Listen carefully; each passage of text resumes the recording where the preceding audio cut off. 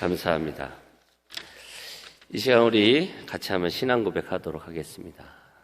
나는 예수님 때문에 지금 너무 행복합니다. 나는 예수님 때문에 의롭습니다.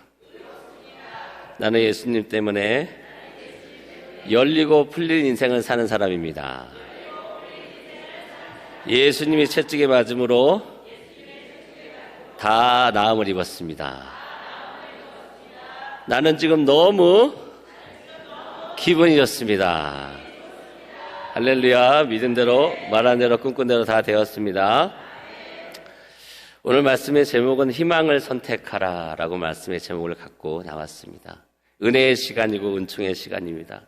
희망의 시간입니다. 기쁨의 시간이고 치유의 시간이고 길이 열리는 시간이고 하나님의 능력이 풀어지는 시간이고 건더기 함께하는 시간이고 하나님이 우리의 마음을 만져주시는 성령의 위로가 넘치는 시간입니다.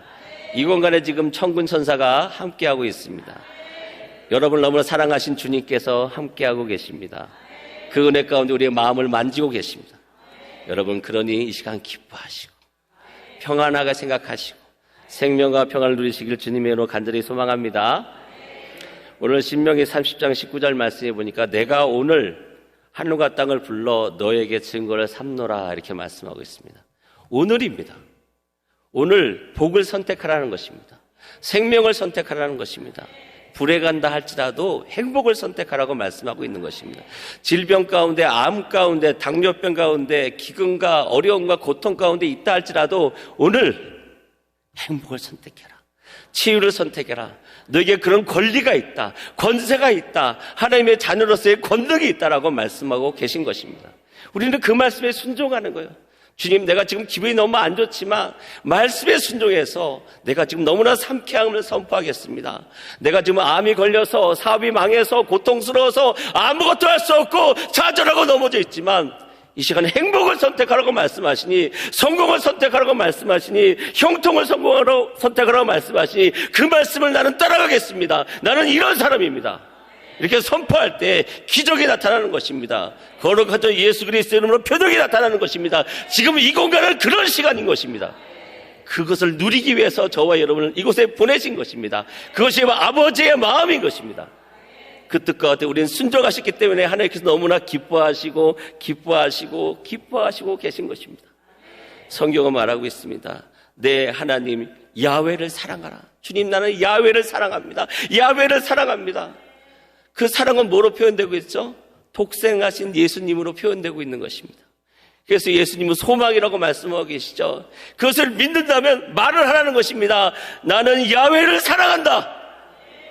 나는 야훼를 사랑한다. 마음을 다하고 뜻을 다하고 생명을 다해서 야훼를 사랑한다. 나는 이런 사람이다. 이렇게 선포하라고 우리에게 지금 길을 열어주고 계신 것입니다. 이 예배 가운데, 잔치 가운데 부르신 거예요. 제가 지금 너무 기쁜 것은 최고의 성도님들과 최고의 목회자님들과 세계 최고의 직분자들과 하나님께서 가장 사랑하시는 저와 여러분 이곳에 함께 모여서 이 예배라는 파티를 누리고 있다는 것입니다. 이 예배 가운데 하나님께서 기적을 나타내기를 원하시고 여러분의 마음의 소원을 들어주기 위해서 그분께서 지금 귀를 기울이고 계신다라고 말씀하고 있는 것입니다. 얼마나 행복한 시간입니까? 하나님께서 아브라함과 이삭과 야곱에게 약속하신 그 맹세의 땅을 저와 여러분에게 주셨다라고 말씀하고 있는 것입니다.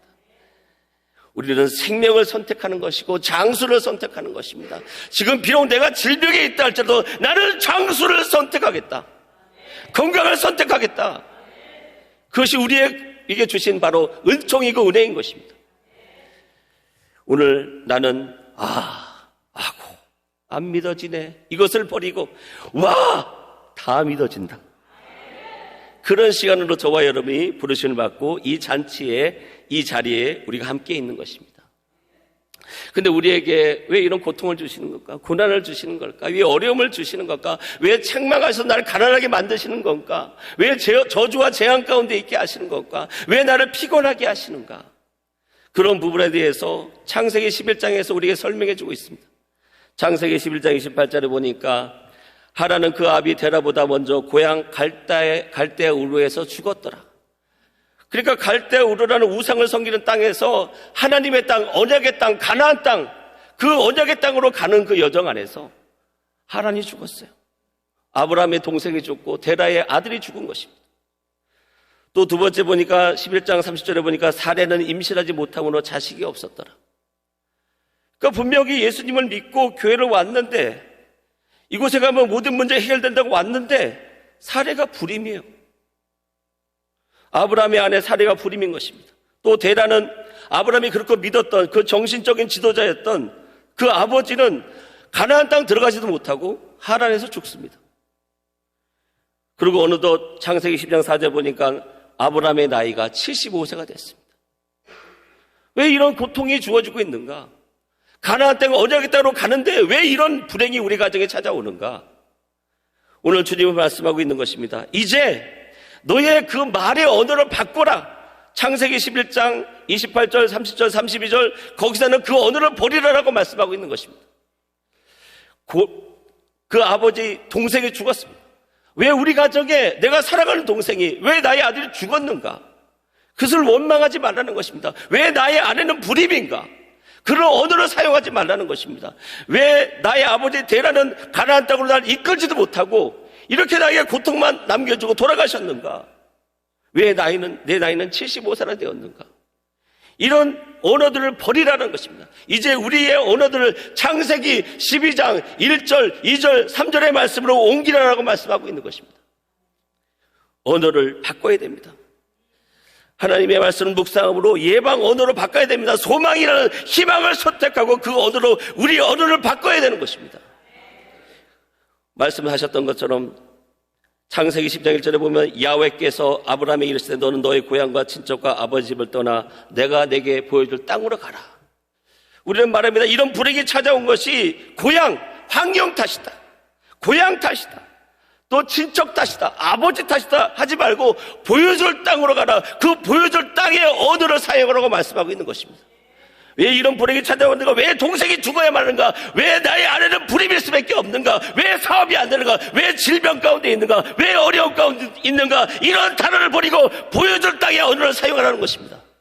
그렇지, 나는 꿈을 향해 나아간다. 비전을 향해 나아간다. 치유를 향해 나아간다. 회복을 향해 나아간다. 복의 문을 여는 자이다. 나는 이런 사람이다. 보여줄 땅의 언어를 사용하라는 것입니다. 이제 언어를 옮겨라. 그 세상의 언어를 버리라라고 말씀하고 있는 것입니다. 우리 하나님 말씀은 살아있습니다. 세상의 말씀처럼 죽어있는 문자가 아닙니다. 살아있습니다. 고통이 다가올 때마다 이사야서 41장 10절에 말하고 있습니다. 두려워하지 말라. 고통이 다가올 때마다 두려워하지 말라. 질병이 다가올 때마다 두려워하지 말라. 이 소망의 말씀, 이 보여줄 땅의 말씀을 사용하라고 우리에게 말씀하고 있는 것입니다. 내가 너와 함께함이라. 놀라지 마라. 나는 내 하나님이 됩니다. 하나님 지금 부도가 났습니다. 너는 나는 내 하나님이 됩니다. 이 언어를 사용하라고 말씀하고 있는 것입니다. 너무나 힘든데요. 놀라지 말라. 이 단어를 사용하라는 것입니다. 하나님 말씀은 살아있고 성취되어 있기 때문에 불평과 불만의 언어를 쏟아내지 말고 이 성경의 말씀, 이 말씀을 주야로 묵상하고 너의 입에서 떠나지 말게 하라는 것입니다. 그렇게 우리에게 말씀을 해주고 있는 것이죠. 그러면서 또 잠언서 16장 3절을 말씀하고 있습니다. 너의 행사를 여호와께 맡기라. 내가 경영하는 것이 하나님께서 다 이루시겠다라고 말씀하고 있는 것입니다. 사업이 안 됩니까? 경영이 안 됩니까? 그러면 이 말씀을 묵상하는 거예요. 나의 언어를 여기에 고정하는 것입니다. 너의 행사는 나의 모든 행사를 여호와께 맡겼다. 여호와께 맡겼다. 여호와께 맡겼다. 이 말씀을 붙잡고 몸부림치는 것입니다. 왜? 이 말씀은 살아있으니까. 말씀은 하나님이시니까.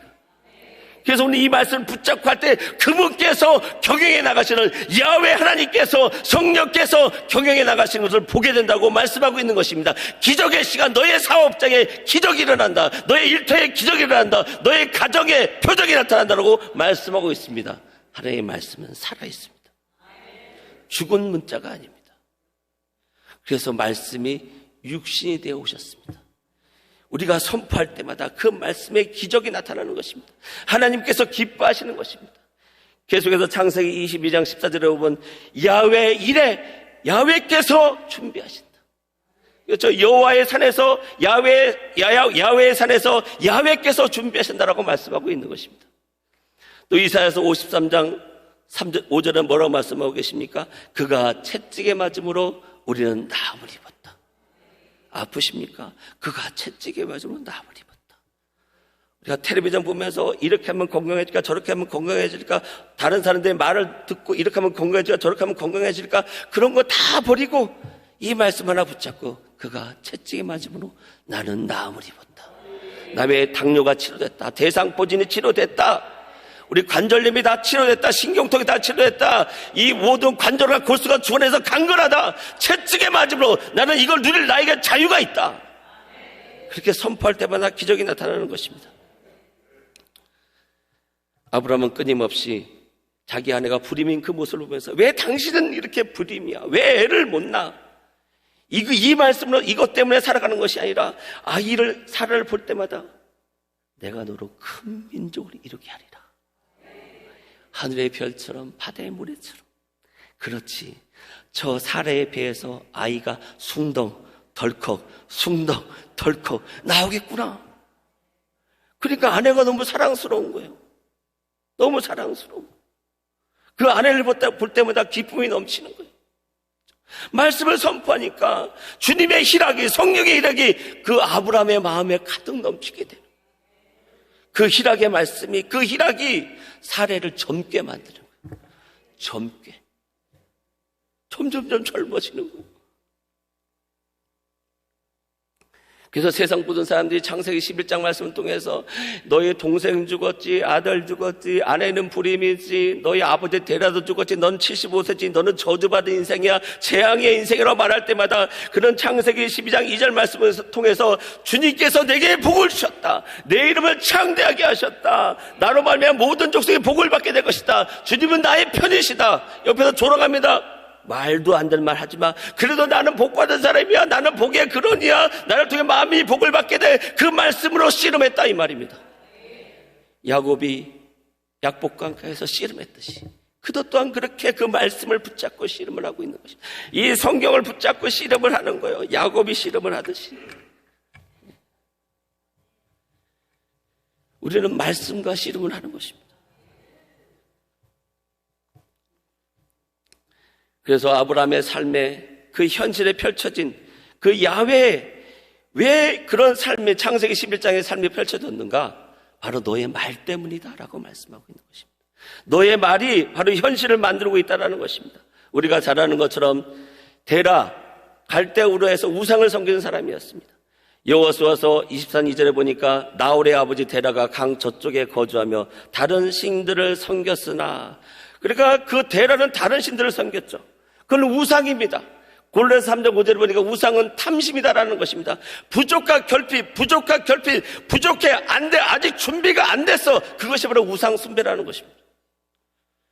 지금은 다 치료됐다고 말씀하십니다. 회복됐다고 말씀합니다. 사업이 열렸다고 말씀하십니다. 그런데 아니에요. 안 돼 있는데요. 결핍인데요. 난 여전히 아픈데요.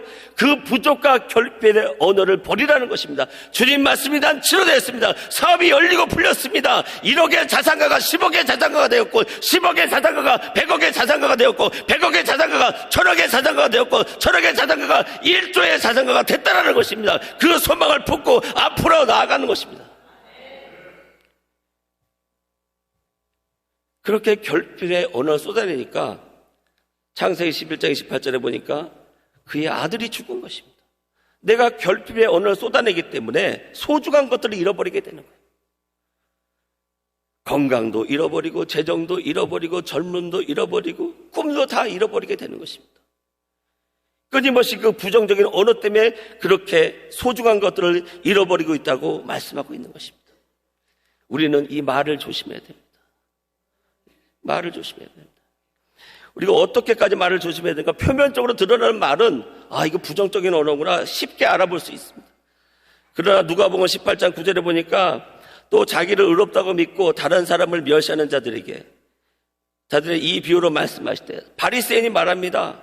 누가복음 18장 11절에 보니까 나는 다른 사람들 곧 토색불이 가늠하는 자들과 같지 아니하고 이 세리와도 같지 아니하면 감사합니다. 자기를 의롭다고 말하고 그렇게 믿고 있는 사람이 다른 사람을 멸시한다는 것입니다. 그러니까 멸시한다는 건 뭐죠?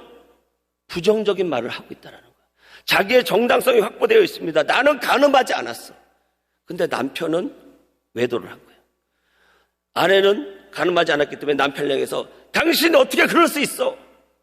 그렇게 말하는 것에 대해서 성경은 뭐라고 말씀하고 있냐? 교만하다라는 것입니다. 내가 정당할 때 누군가 판단하고 정죄한다 이 말입니다. 제가 하루는 새벽에 유튜브 영상을 보고 있었습니다. 그러면서 제가 아내에게 이런 말을 했습니다. 사모에게. 왜 나는 새벽에 유튜브 영상 보면 안 돼? 저는 정당하다고 생각하고 그 말을 했는데 성령께서 마음에 해주시는 겁니다. 그런 말도 하면 안 된다. 네가 그런 말을 할 때마다 너는 기회를 놓치게 될 것이고 만남의 축복을 멀어질 것이고 너에게 다가왔던 축복은 멀리 도망가게 될 것이다라는 것입니다. 그런 사소한 것 같은 그런 부정적인 말이 나의 시간을 딜레이시키고 있다. 내가 나의 세월을 까먹고 있다라고 말씀하고 있는 것입니다. 이 바리새인도 그렇게 생각했겠죠. 나는 11주도 드리고 금식도 하는데 다른 사람을 멸시하는 말을 해요. 저도 그럽니다. 어떤 식당에 갔을 때 어떤 아이가 막 떠들면서 음식을 먹으면 나도 모르게 툭 말이 나오죠. 야, 애들 교육을 어떻게 시킨 거야? 저는 단순하게 그럼 이런 건 당연히 할 수 있는 거 아닌가? 근데 성령께서 싫어하신다. 그런 사소한 부정적인 말도 버리라라는 것입니다. 교회 안에서 찬양을 막 하고 옆에 찬양하지 않는 집사님 보면서 저 집사님이 찬양을 안 해. 그런 말을 버리라라. 그것이 너에게 올무가 되고 있다는 것입니다. 저 사람 왜 기도 안 할까? 오늘 정치권에 대한 그런 얘기를 보면서 왜 진보는 저렇게 할까? 왜 보수는 저렇게 할까? 그런 말을 하지 말라는 거예요. 전쟁은 누구에게 속했다? 야훼께 속했다. 야훼께 맡기세요. 그 말 때문에 여러분의 길을 막지 마세요. 여러분의 사업의 길을 막지 마세요. 여러분 그런 사소한 부정적인 말 때문에 질병에 시달리지 마시라 이 말입니다. 이 사람은 간음을 하지 않았기 때문에 상대방을 향해 조롱하고 있는 것입니다. 불의를 범하지 않았기 때문에 상대방은 불의를 범한 사람 보면서 판단하고 정죄하고 있다는 것입니다. 그 말 때문에 너는 내려가지 못하고 이곳에서 계속해서 맴돌고 있다라고 바리새인에게 말하고 있습니다. 그러나 그 세리는 나는 죄인입니다. 그렇게 하나님께 말씀하고 있다 이 말이죠. 그러니까 응답을 받은 거예요. 그래서 세리는 어떻게 해요? 내려가죠. 사역의 자리로, 사명의 자리로, 주님의 영광을 나타낸 자로 내려갑니다. 그러나 바리새인은 못 내려가요. 계속 거기에서 인생의 쳇바퀴를 돌고 있는 것입니다. 그래서 우리는 내가 정당성이 확보됐을 때 특히 더 말을 조심해야 된다. 예를 들어서 공원에 갔는데 강아지를 어떤 이렇게 데리고 산책을 하는 분이 있는데 강아지가 응가를 쌌는데, 그거를 이렇게 잘 이렇게 비닐봉지에 싸가지고 이렇게 해서 이렇게 가져가면 되는데, 슬쩍 가요. 그럼 나도 모르게, 저런. 그런 말 할 필요가 없다고. 그런 말이 나를 병들게 하는 거예요. 나의 가는 사업의 길을 막는다, 이 말입니다. 그래서 시편 140편 5절에 보니까 교만한 자가 나를 해하려고 올무에 줄을 놓으며 길 곁에 그물을 치며 함정을 주었다. 그러니까 뭔가 반복적으로 나의 아내가 나의 남편이 뭔가 반복적으로 빠지는 함정이 있어요. 그 그물이 있어요. 그러면 내가 보호할 수 있는 언어, 예방언을 통해서 그런 일이 반복되지 않도록 막아줘야 되는데 어디 한번 걸리면 보자 그래요. 그 빠지는 걸 뻔히 보면서 지켜보고 있는 거예요. 그래서 성경은 뭐라고 말씀하고 있습니까? 예방 언어를 사용해 주라 이 말이에요. 술을 많이 먹어요. 그리고 또 우산도 놓고 다녀요. 그러면 너는 왜 그렇게 우산을 놓고 다니? 남편을 향해서 핀잔할 것이 아니라 당신은 너무나 하나님의 사랑을 받는 사람이기 때문에 오늘 우산을 꼭 가지고 옵니다. 근데 안 갖고 왔어. 그래서 가지고 왔습니다.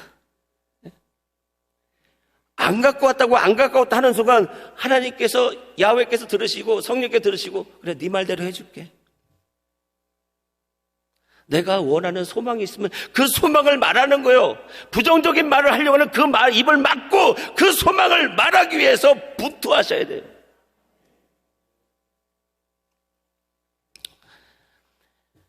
그래서 잠언서 26장 27절에 보니까 함정을 파는 자는 그것에 자기가 빠진다. 남편이 반복해서 하는 그런 중독의 현상이 있다거나 반복해서 이러면 그걸 내가 예방해야 되는데, 그래 너 또 그런 잘못 할 거야, 그냥 방치하는 순간 아내가 빠진다. 남편들이 빠진다고요. 자녀들이 빠진다고요. 그러니 그런 함정을 파면 된다 안 된다? 안 된다 이 말이에요. 그래서 성경에서 이렇게 말씀하고 있습니다. 출애굽기 21장 28절에 보니까 소가 있는데요, 이 남자나 여자를 들이받으면 그 소를 죽이게 되어 있습니다. 근데 그 임자는, 소의 임자는 형벌을 면해요. 근데 단서 조항이 있습니다. 출애굽기 21장 29절에 보니까 소가 본래 받는 버릇이 있고 그 임자는 그로 말미암아 경고를 받았을 때 단속하지 아니하면 남녀를 망라고 받아 죽이면 그 소는 돌로 쳐 죽일 것이요 그 소 임자도 죽여야 된다 이 말이죠.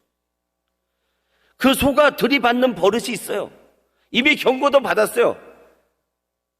근데 그것을 방지하거나 예방하지 않으면 어떻게 된다고요? 그 죽음의, 사망의 골짜기가 본인한테 돌아온다는 것입니다. 직원이 실수를 해요. 너 또 실수하는구나. 보인다, 보여.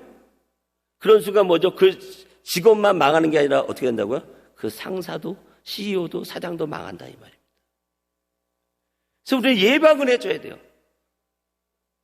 예방하는 언어를 사용해야 된다라고 말씀을 하고 있는 것입니다. 하나님의 말씀은 살아있습니다. 세상의 언어는 죽어 있어요. 그렇기 때문에 그 말을 성취한 존재가 없기 때문에 죽어 있는 것입니다. 우리가 잘 아는 것처럼 어떤 사람이 스님에게 물었습니다. 달이 어디 있습니까? 스님은 저기 있다면서 손을 들어 달을 가리켰습니다. 그러자 그 사람은 달을 보지 않고 그 손가락을 보고 있는 것입니다. 이를 두고 사자성어로 견지망월이라고 말합니다. 보라는 달은 보지 않고 손가락만 보고 있다는 것입니다. 성철 스님이라는 분이 이 손가락을 뭐로 표현하고 있냐? 언어는, 이 손가락은 언어다 이 말입니다. 달을 가리키는 손가락에 불과하다라는 것입니다. 세상의 언어는 성취시킨 존재가 없기 때문에 그 언어는 쓰잘데기 없다라는 것입니다. 그러나 히브리서 4장 10절 말씀에 하나님의 말씀은 어떻다고요? 살아있다. 힘이 있다. 양날선 어떤 공보다 더 예리해 홍과 영과 관절과 골수를 찔러 쪼개기까지 한다. 우리의 마음의 생각과 의도를 분별해 내신다라는 것입니다. 내가 왜 그 말을 하고 있는지, 말씀은 살아있기 때문에 그 말씀대로 우리에게 펼쳐주신다라는 것입니다. 말씀에는 능력이 있습니다. 디모데후서 3장 10절 17절에 모든 성경은 하나님의 감동으로 된 것으로 교훈과 책망과 바르게 함과 의로 교육하게 유익하다.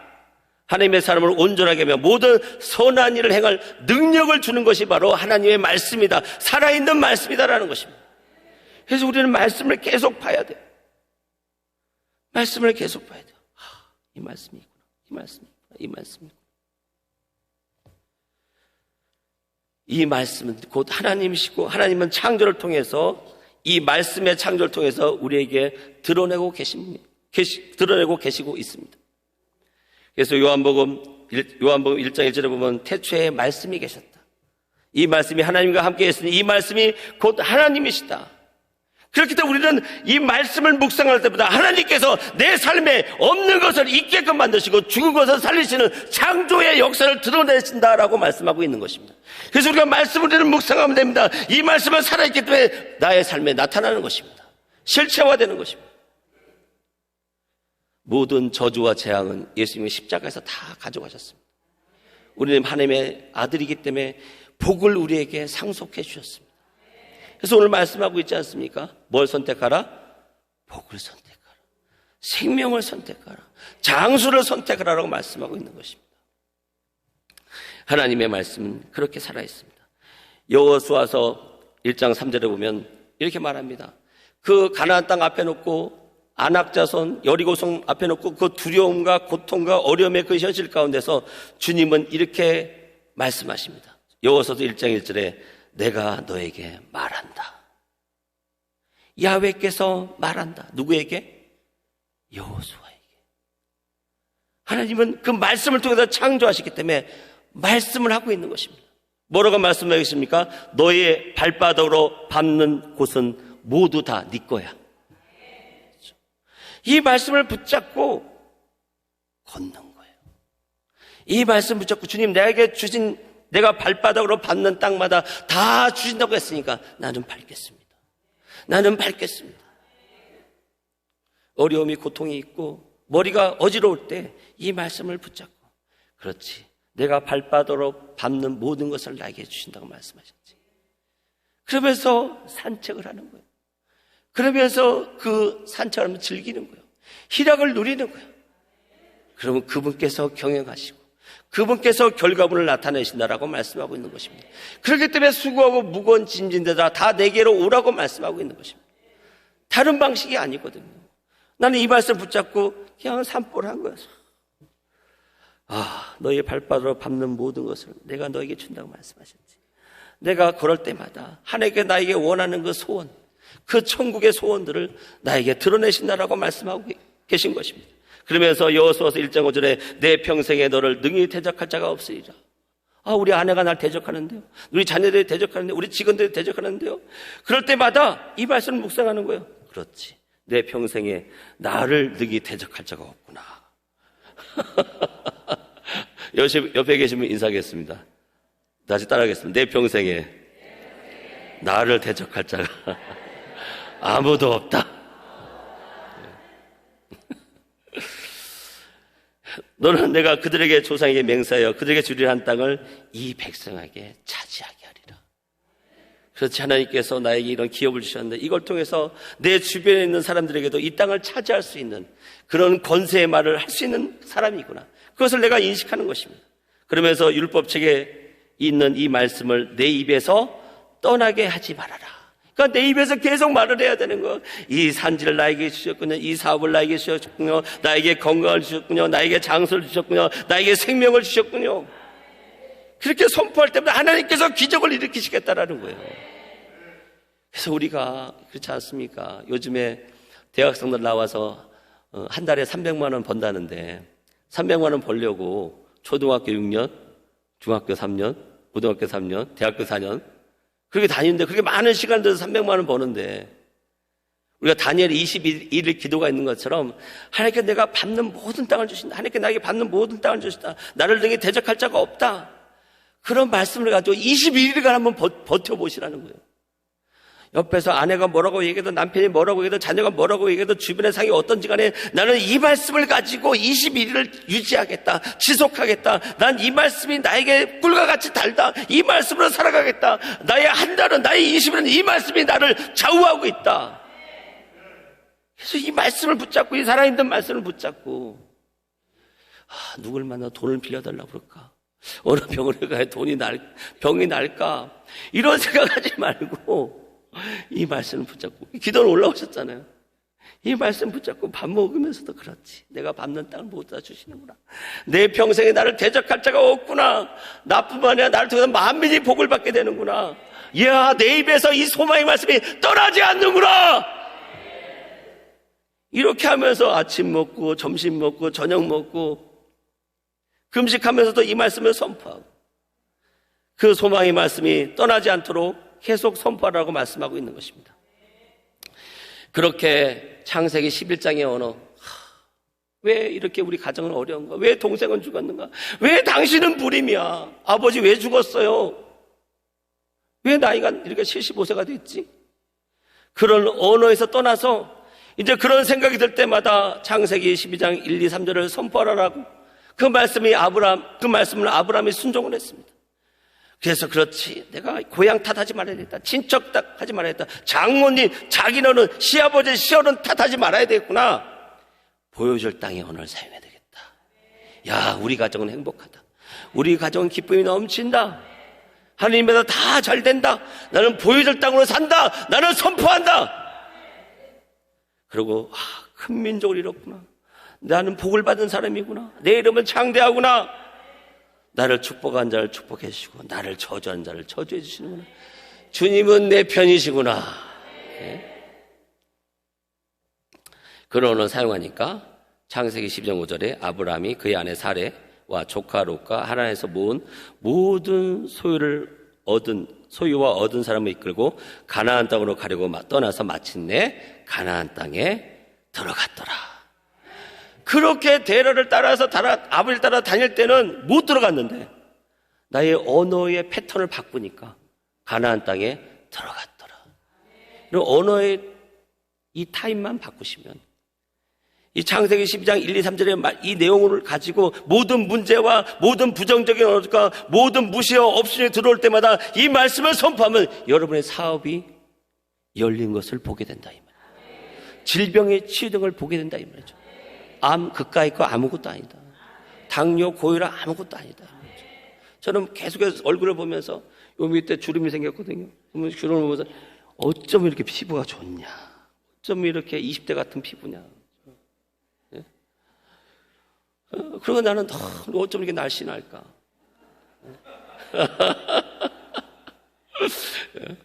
나는 계속 거울을 보면서 저는 회개를 해요. 회개하면 천국말 해야 되니까.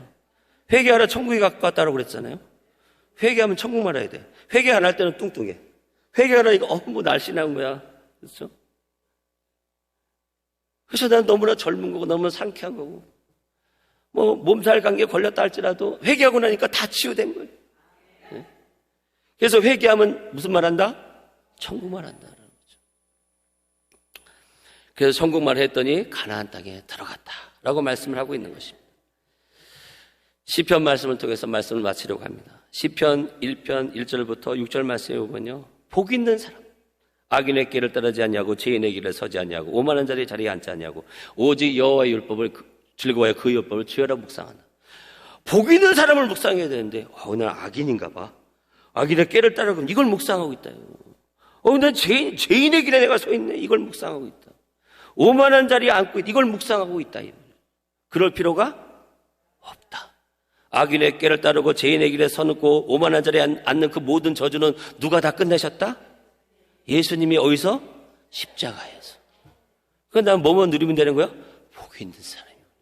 그것만을 묵상하는 거요. 그것을 야훼의 율법, 모든 재앙과 저주는 예수님이 다 가셔가셨고 복만 나에게 상속해 주셨네. 그걸 묵상하는 거요. 어떻게? 주야로 묵상하는 거예요. 주야로. 그래, 복 있는 사람 주야로 묵상하는 거예요. 그럴 때마다 어떤 역사가 일어납니까? 그는 시냇가에 심은 나무가 철을 따라 열매를 맺으며 그 잎사귀가 마르지 않는다 이 말이죠. 그가 하는 모든 일이 다 형통하다 이 말이에요. 근데 자꾸 나는 바싹바싹 말라가는가, 하는 일마다 망하는가. 복 있는 사람을 묵상해야 되는데 나는 죄인인가며 악인인가며 어쩌면 이렇게 닮았냐. 이걸 묵상하니까 그렇게 어려움이 도래한다. 창세기 11장을 버리고 창세기 몇 장으로 와야 된다? 12장으로 와야 된다. 그 언어 패턴으로 돌아와야 된다라고 말씀하고 있는 것입니다. 여러분, 악인은 그렇지 않아요. 끝끝내 고집을 해요. 그렇기 때문에 바람에 나는 겨와 같은 거예요. 예수님이 복 있는 사람을 말씀하고 있는데 아니야, 난 악인이야, 나 겸손해, 나 죄인이야, 나 오만한 자야. 회개했으면 어떤 말 해야 된다고요? 복 있는 사람이라고 천국말 하셔야 된다고.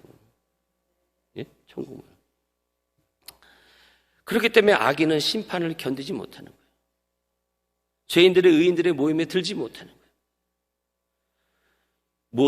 의인들의 길은 야훼께서 인정하신다 이 말이에요. 옆에 계신 하고 인사 나누겠습니다. 당신은 예수님이 인정하는 의인입니다. 행복한 사람입니다. 오늘 이 말씀을 붙잡고 너무 기뻐서 몸부림치시는 저와 여러분들을 간절히 소망합니다.